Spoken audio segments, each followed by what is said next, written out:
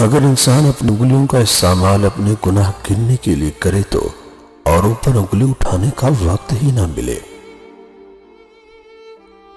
جن لوگوں کی تنہائیاں پاک ہوتی ہیں ان لوگوں کی دعائیں کبھی رد نہیں ہوتی۔ جو آسانی سے ملے وہ ہے دھوکہ، جو مشکل سے ملے وہ ہے عزت، جو دل سے ملے وہ ہے پیار، اور جو نصیب سے ملے وہ ہے دوست۔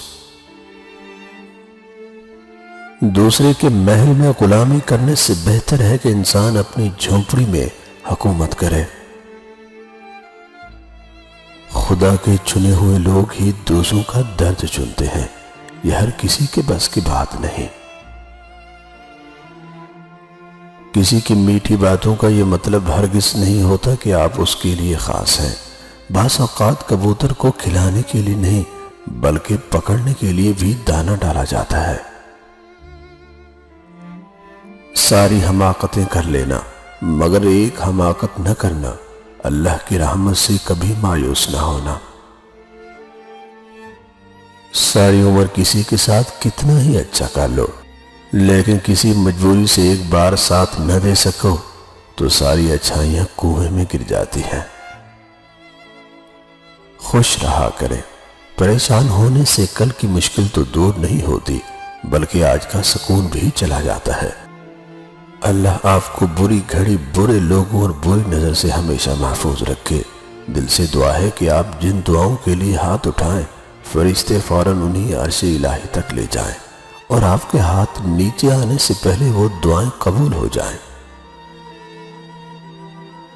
برے موڈ یا غصے کی حالت میں کبھی بھی برے الفاظ کا استعمال نہیں کرنا چاہیے۔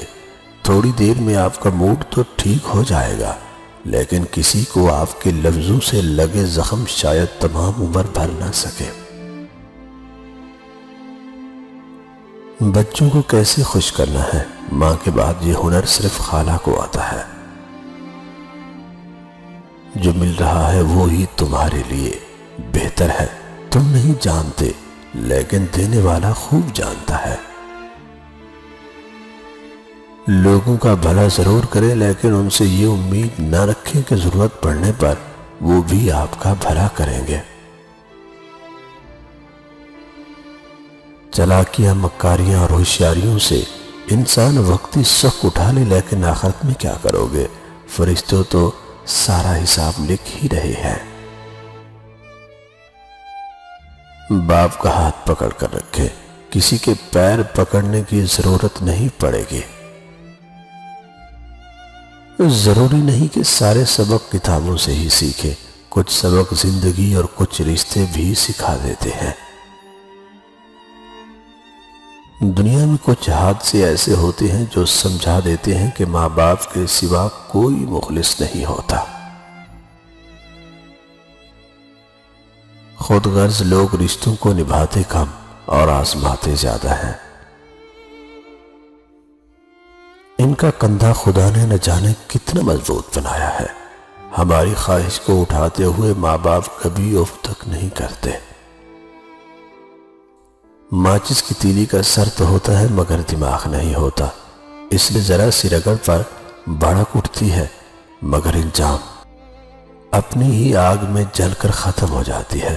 حاسد کی مثال بھی بالکل ایسی ہی ہے۔